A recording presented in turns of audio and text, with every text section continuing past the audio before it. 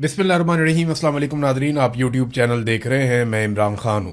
सबसे पहले मियाँ नवाज शरीफ साहब के स्टेटमेंट्स हैं, मैं आपके सामने रखता हूँ। 3 मरतबा पाकिस्तान के वज़ीर आज़म रह चुके हैं मियाँ नवाज शरीफ, और इनके बहुत सारे अच्छे कारनामे भी हैं, बहुत सारे अजीब काम भी किए हैं।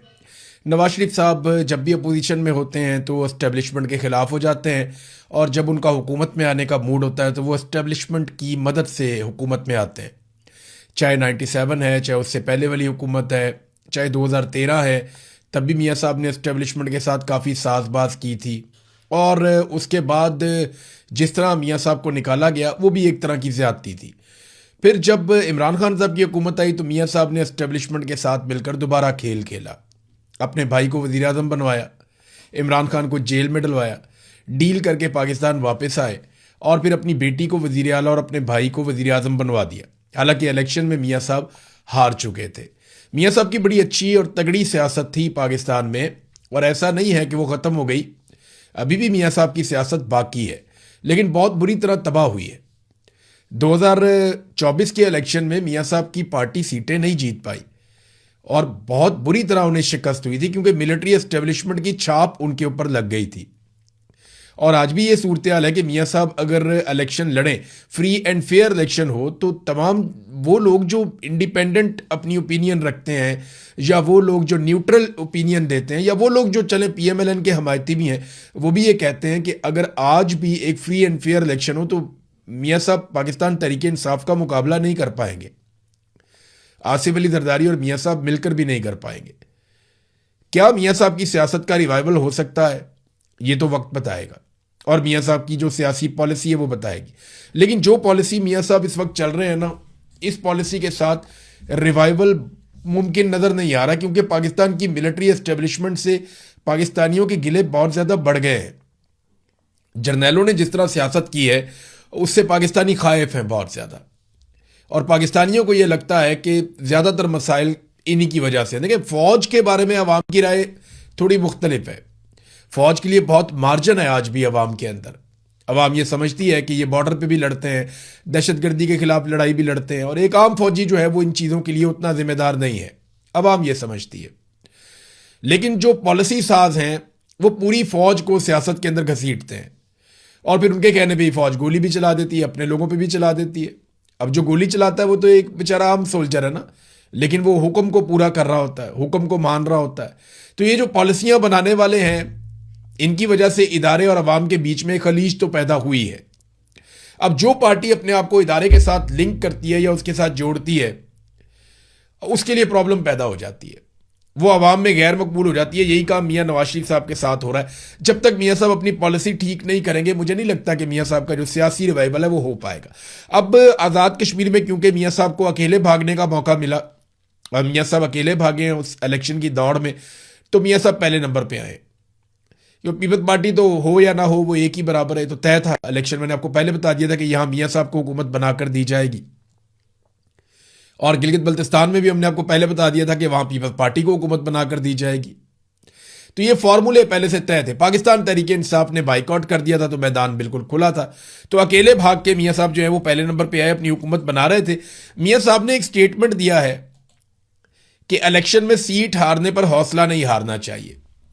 ये वैसे तो बड़ी हौसले वाली बात है कि हार जीत होती रहती है इलेक्शन में। मियाँ साहब भी इलेक्शन हारे हैं, यास्मीन राशिद से भी हारे हैं, और जो इलेक्शन हुआ वहां हजारा में मियाँ साहब का, वहां पे भी मियाँ साहब इलेक्शन हारे हैं, मानसेरा में। लेकिन सवाल ये पैदा होता है, ये ज्यादा बड़ी बात नहीं है कि इलेक्शन में सीट हारने पर हौसला नहीं हारना चाहिए। इससे ज्यादा बड़ी बात यह है कि अगर आप हार जाएं तो बड़े दिल से हार को तस्लीम भी करना चाहिए। मियाँ साहब इलेक्शन हार गए थे, लेकिन उन्होंने हार तस्लीम नहीं की, उन्होंने दिल बड़ा नहीं किया। बल्कि यास्मीन राशिद साहबा को लगातार जेल में रखा गया है, जिनकी सीट पे मियाँ नवाज शरीफ साहब ने कब्जा किया लाहौर में। और ये जो मियाँ साहब ने कब्जा किया, इसकी वजह से मियाँ साहब काफी मजबूर भी हैं, क्योंकि ये सीट बड़ी कमजोर है। जब भी कभी एस्टेब्लिशमेंट चाहेगी, मियाँ साहब को दीवार के साथ लगा देगी, और इतना गंदा कर देगी कि मियाँ साहब बाद में सफाइयां ही देते रहेंगे। या मियाँ साहब को दिल बड़ा करते हुए, हौसला पैदा करते हुए हार मान लेनी चाहिए थी, और मियाँ साहब को यह कहना चाहिए था कि मैं यास्मीन राशिद से इलेक्शन हार गया हूं, लिहाजा मैं बड़े दिल से इस हार को तस्लीम करता हूं। इसको कहते हैं हौसला। लेकिन मियां साहब इलेक्शन तो हार गए, हौसले के मैदान में भी हार गए। मियां साहब को हौसला रखना चाहिए था, इतने बड़े लीडर का, जो 3 मरतबा पाकिस्तान जैसे मुल्क का जो एटमी कुव्वत है उसका वजीर आजम रहा हो, और वो इतनी जल्दी हौसला हार जाए कि एक खातून से वो इलेक्शन हारा और उससे हार ही नहीं मानी गई, बल्कि वो डट के खड़ा हो गया, नहीं जी नहीं, मैं वो इलेक्शन ले लिया, उन्होंने चोरी कर लिया, आधी रात को आरओई तब्दील कर दिया और करके जैसे भी किया। तो मियां साहब कहते हैं इलेक्शन में सीट हारने पर हौसला नहीं हारना चाहिए। हौसला तो आप तब हार गए जब आपने हौसला ही नहीं किया अपनी हार तस्लीम करने का। एक और बात मियां साहब ने कही कि मेरे 3-4 साल में डॉलर 1 रुपया भी नहीं बढ़ा। ये बयान जो है मैंने चेक किया, सारा डाटा निकाला 2013 से लेके 2017 तक का, तो उस डाटा के मुताबिक रुपए की कदर कम हुई थी। मियां साहब कह रहे हैं कि डॉलर 1 रुपया भी नहीं बढ़ा। जब मियां साहब की हुकूमत आई तो 98 का था। जब मियां साहब की हुकूमत खत्म हुई, यानी मियां साहब को वजारत उज़्मा से हटाया गया, बाद में भी मियां साहब की अपनी हुकूमत थी, शाहिद का खान अब्बासी को लगाया गया था, इसहाक डार ही वजीर खजाना थे, लगभग 110 के आसपास, 98 से इनको मिला था। इमरान खान को जब हुकूमत मिली थी तो 129 रुपए का था। यानी मियां साहब को जब हुकूमत मिली थी तो डॉलर था 98 का, इमरान खान साहब को जब हुकूमत मिली थी तो डॉलर था 129 रुपए का। फिर उसके बाद शहबाज शरीफ साहब को 178 की मिली और आज 278 रुपए का डॉलर है, और ये 300 से ऊपर भी जा चुका है। बीच में इतना ज्यादा एक जंप लगा था, लेकिन आज 278 रुपए का ये बहुत महंगा है। और ये इसहाक डार साहब की पॉलिसियां हैं जिनकी वजह से पाकिस्तान यहां पे पहुंचा। ये बात सारे मानते हैं। आप जब भी कभी पाकिस्तान का पूरा ऑडिट कर लें आप इकोनॉमी का, तो आपको पता चलेगा कि इसहाक डार साहब के फैसलों ने कितना नुकसान पहुंचाया। और मियां साहब के लगाए हुए जो आईपीपीज थे, जो मियां साहब ने अपने दौरे हुकूमत में लगाए, उन आईपीपीज ने जो बिजली के मंसूबे लगाए गए, जिनमें यह मुआहदा किया गया कि आप बिजली बनाएं या ना बनाएं, हम आपको बिल अदा करेंगे। ये जो मुआहदा किया गया, जिन लोगों के साथ किया गया, जिसमें बड़े बड़े कमीशन थे, इन मुआहदों ने पाकिस्तान की मईशत की कमर तोड़ के रख दी। आज मियां साहब कहते हैं जी हम कमाल काम कर रहे हैं, वो ये कह रहे हैं शहबाज शरीफ साहब दिन ब दिन हालात बेहतर कर रहे हैं। हालांकि हकीकत यह है कि मईशत भी नीचे जा रही है, गुर्बत बढ़ रही है, बेरोजगारी बढ़ रही है, महंगाई बढ़ रही है। डॉलर देखें आपके सामने, पेट्रोल की कीमतें पूरे खित्ते में सबसे ज़्यादा हमने बढ़ा दी हैं, बदअमनी भी पाकिस्तान में बढ़ रही है। जब सारे हालात लगातार ख़राब हो रहे हैं तो मियाँ साहब कह रहे हैं कि उनका भाई बहुत अच्छे काम कर रहा है। और जब इमरान खान ने पूरी दुनिया में सबसे अच्छा परफॉर्म करके दिखाया था कोरोना वायरस के खिलाफ, तो मियां साहब कहते हैं वो दौर बहुत बुरा था। देखें, किसी की अच्छी चीज को तस्लीम करना चाहिए। मियां साहब ने अपनी जिंदगी में कुछ अच्छे काम किए हैं। यानी जब एक प्रेशर आया मियां साहब के ऊपर, जब एटमी धमाका करना था, तो कम से कम उस दौर में एस्टेब्लिशमेंट ने किया हो, मियां साहब ने किया हो, मिलजुल के इन्होंने एटमी धमाके तो कर ही दिए थे ना। तो ये क्रेडिट जाना चाहिए, जो लोग उस वक्त थे उन सबको जाना चाहिए। तो इमरान खान को भी बहुत सारी चीज़ों का क्रेडिट जाना चाहिए। मियां साहब को अपना दिल बड़ा करना चाहिए कि बहुत सारे काम इमरान खान साहब ने बहुत अच्छे किए थे, जिन पे आजकल उनकी बेटी, उनका भाई जाकर अपने नाम की तख्तियां भी लगा लेते हैं बाद औक़ात। नादरीन, राणा सनाउल्लाह साहब ने एक स्टेटमेंट दिया। उन्होंने कहा जी कि आइन और कानून सियासी जमातों को एहतजाज की इजाज़त देता है, लेकिन वो सहूलत पाकिस्तान तहरीक इंसाफ को मैसर नहीं है। यानी ये इन्हें वो सहूलत नहीं दी जा सकती क्योंकि पाकिस्तान तहरीक इंसाफ पर 9 मई का इल्ज़ाम है, ये राणा सनाउल्लाह ने कहा। तो मामला यह है कि कल मिलिट्री एस्टेब्लिशमेंट की किसी और पॉलिटिकल पार्टी से अगर लड़ाई हो जाएगी तो वो उनके ऊपर कोई भी इल्ज़ाम लगाएं और वो ये कहें कि इनको हमने कोई जलसा जुलूस नहीं करने देना, कोई सियासी एक्टिविटी हमने इनको नहीं करने देनी, ये इलेक्शन जीतेंगे भी तो हमने इनको नताइज नहीं देने, तो फिर वो पॉलिटिकल पार्टी क्या करेगी? देखिए, 9 मई अपनी जगह पे है, वो अब एक कानूनी मामला है, वो अदालतों में चलने दीजिए, वहां पे सबूतों की बुनियाद के ऊपर फैसले होने दीजिए।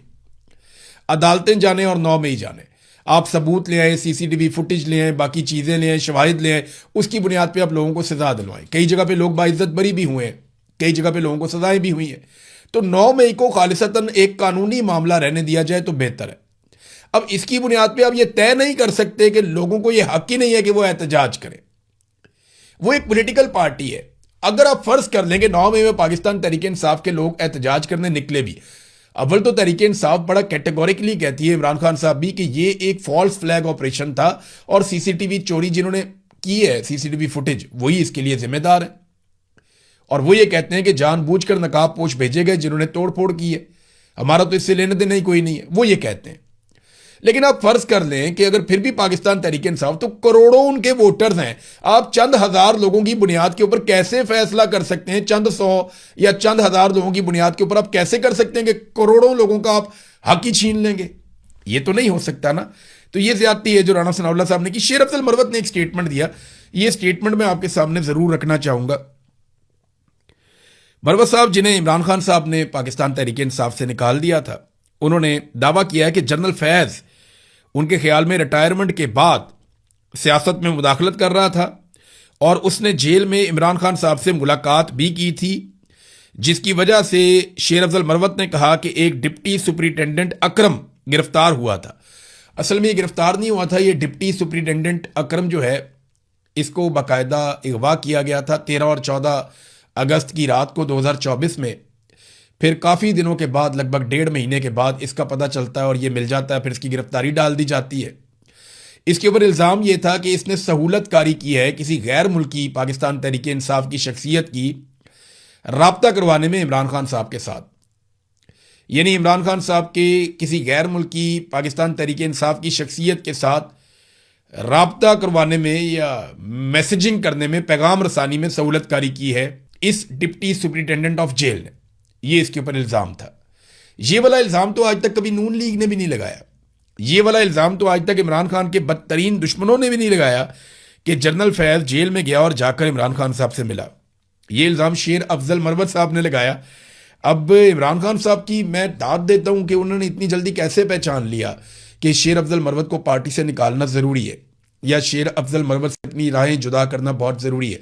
आप फ़र्ज़ करें अगर इमरान खान साहब को ताख़ीर हो जाती और इमरान खान साहब को पहले ही कहते तन्हाई में डाल दिया जाता और उसके बाद शेर अफजल मरवत साहब जो कहते रहते, हर एक को यकीन करना पड़ता और वो बात रजिस्टर्ड हो जाती। आज अगर शेर अफजल मरवत कोई बात करते हैं तो लोग उस पर भरोसा नहीं करते। लोग कहते हैं कि इमरान खान ने क्योंकि इन्हें पार्टी से निकाल दिया, लिहाजा अब ये बदला ले रहे हैं या गुस्से में है मरवत साहब।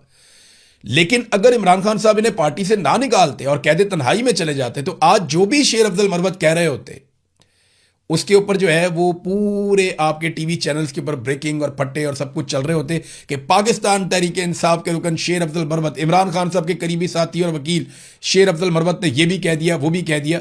तो इमरान खान ने लकीली टाइमली इस बारे में फैसला कर लिया था। तारिक फजल चौधरी साहब ने एक बात की और ये बड़ी दुरुस्त बात है, मैं आपके सामने रख देता हूं। तारिक फजल चौधरी साहब ने क्या कहा, वो ये कहते हैं कि इस वक्त 10 कायमा कमेटियों के चेयरमैन पाकिस्तान तहरीक इंसाफ के हैं। वो सरकारी गाड़ी, सरकारी स्टाफ और दूसरी तमाम सहूलियात इस्तेमाल कर रहे हैं, सिर्फ कमेटी के इजलास में नहीं आते। ये किस तरह का एहतजाज है? इस्लामाबाद क्यों आना है एहतजाज? तो पेशावर में हो सकता है। तो ये उन्होंने एक अजीबोगरीब बात की कि जनाब अगर आप ने छोड़ दिया, आप आ ही नहीं रहे, आप काम ही नहीं कर रहे, तो फिर आप सहूलियात क्यों ले रहे हैं?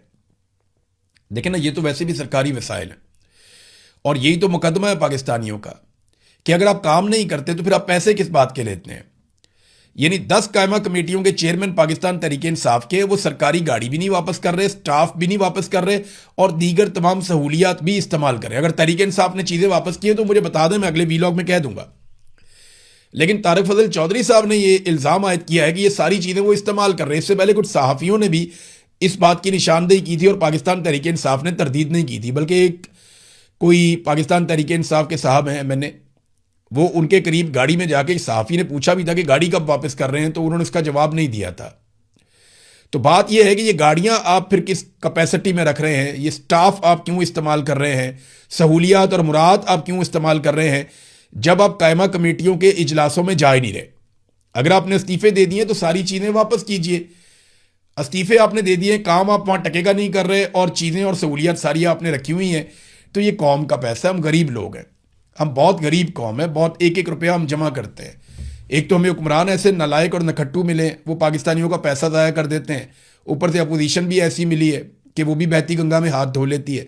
तो ये निशानदेही तारिक फजल चौधरी साहब ने ठीक की है, गो के खुद भी वो फार्म 47 के ऊपर मुंतखब होकर आए थे, लेकिन बात उन्होंने ठीक की है और ये ताना उनका बिल्कुल दुरुस्त है कि यहाँ पे पाकिस्तान तहरीक इंसाफ को वो तमाम चीज़ें वापस करनी चाहिए अगर उनके पास हैं तो। नाज़रीन, साले जाफर साहब को जो एक अवार्ड देने का ऐलान किया गया, उसके बाद उन्हें टीवी चैनल पे पूछा गया कि आपने वो जो खबरें दी थी, बड़ी अजीबोगरीब किस्म की खबरें आपने दी थी वज़ीर आज़म के हवाले से, नवाज शरीफ को जब गिरफ्तार किया गया, शहबाज शरीफ को जब पकड़ा गया, तो बड़ी निजी किस्म की, बड़ी वो घटिया किस्म की खबरें थी जो आपने दी थी, तो आपने वो क्यों किया था? उन्होंने कहा जी मैं तो अपनी खबरों पे आज भी कायम हूँ। लेकिन आप इंटरेस्टिंग बात देखें कि मियाँ साहब के बारे में जो कुछ कहा, साले जाफ़र अपनी खबर पे आज भी कायम है, वो अपनी खबर पे डट गए और मियाँ साहब उन्हें अवार्ड देने पे डट गए। ये हुआ पता है क्या है? हुआ ये है कि कुछ लोग मिलिट्री एस्टेब्लिशमेंट के साथ हुआ करते थे और कुछ लोग पीएमएलएन के साथ हुआ करते थे। ये आपस में कभी कभी लड़ते भी होते थे। तो ये एक दूसरे के सख्त मुखालिफ होने के बाद जब ये इकट्ठे हो गए ना, तो अब वो सारे लोग भी इनको तोहफे में मिल गए, जहेज में मिल गए सारे लोग। अब उनको भी ना, उनको जहर मार कर नहीं पड़ता है, यानी अब दवाई समझ के ये जहर पी लें तो इनको पीना पड़ता है बेचारों को। तो ये हालात हैं। अब जो जो इनको नाम दिया जाता है ये उसको अनाउंस कर देते हैं कि जनाब ये भी है, इसका भी नाम जारी किया जाए। नाज़रीन, अमेरिका में सेंटकॉम ने, यानी अमेरिकन फ़ौज ने एक नक्शा जारी किया है। ये नक्शा आप देखिए, और इस नक्शे की निशानदेही की है मुख्तलिफ हलकों ने, और उन्होंने ये बताया कि क्लैश रिपोर्ट ने भी इसके बारे में इन्फॉर्म किया और कई लोगों ने कि ये जो नक्शा है ये मिडल ईस्ट का है और इसमें इसराइल को दिखाया गया है, गज़ा को या फ़लस्तीन को अलग से नहीं दिखाया गया। तो क्या इसके ऊपर हम बोर्ड ऑफ पीस में कोई एहतजाज करेंगे, कोई आवाज़ उठाएंगे कि अमेरिकन फ़ौज की जानिब से, सेंटकॉम की जानिब से जो नक्शा जारी किया गया उसमें सऊदी अरब भी है, इराक़ भी है, जॉर्डन भी है और उसके बाद इसराइल भी है, लेकिन गज़ा का यहाँ पे कहीं पे कोई निशान या नाम नहीं रखा गया। बड़ा अनफॉर्चुनेट है। ऐसा लगता है कि ये फैसला हो गया है कि अब गज़ा का वजूद नहीं रहेगा, गज़ा से तमाम फ़लस्तीनियों को निकाल दिया जाएगा और गज़ा को वैसा ही बनाया जाएगा जैसा प्लान जेरेड कुशनर का था, जिस प्लान के बारे में डोनाल्ड ट्रंप ने बात भी की थी। नाज़रीन, 3 ईरानी पायलट्स जो हैं उनका एक रोला पड़ गया, वो मिसिंग है। खबर यह है कि ईरान ने कतर पर इल्ज़ाम लगाया है कि 3 ईरानी फ़ौजी पायलट जो गए थे एक अटैक करने के लिए अमेरिका के ऊपर, अमरीकी जो तनसीबात हैं उनके ऊपर वो अटैक करने के लिए गए थे और 2 मार्च को दुश्मन के फ़ौजी अड्डे के ख़िलाफ़ मिशन के दौरान कतर के ऊपर इनके तैयारे गिरे थे। और ये ईरान की जानिब से पहली बार अवामी सतह पर इस बात की तस्दीक की गई है कि वो जो 3 पायलट हैं वो ज़िंदा हैं और उन्हें कतर ने जो है वो अपने कब्ज़े में लिया हुआ है और उन्हें उनके ख़ानदानों से रब्ता करने की इजाज़त नहीं दी जा रही। और रेड क्रॉस पर जोर दिया कि वो इनसे मुलाकात करें और उनकी रिहाई को यकीनी बनाने में मदद करें। ये इम्पॉर्टेंट है बहुत कि ईरान ने यह दावा किया कि उसके 3 ऐसे पायलट हैं, जब वो अमेरिकन तनसीबात के ऊपर अटैक कर रहे थे तो वो पायलट उनके वहाँ पे कतर में उनके एयरक्राफ्ट गिरे और वो वहाँ पे उतर गए और उन्हें पकड़ लिया गया और वो अब कतर की हिरासत के अंदर है और वो उनके कब्ज़े में है, लेकिन उनकी ख़ानदान से और कहीं पर रब्ता नहीं करवाया जा रहा। कतर इसके बारे में क्या कहता है, एक आधे दिन में मौक़िफ़ आएगा, हम आपके साथ शेयर करेंगे। अब तक के लिए इतनी, अपना ख्याल रखिएगा, अपने चैनल का भी। अल्लाह हाफ़िज़।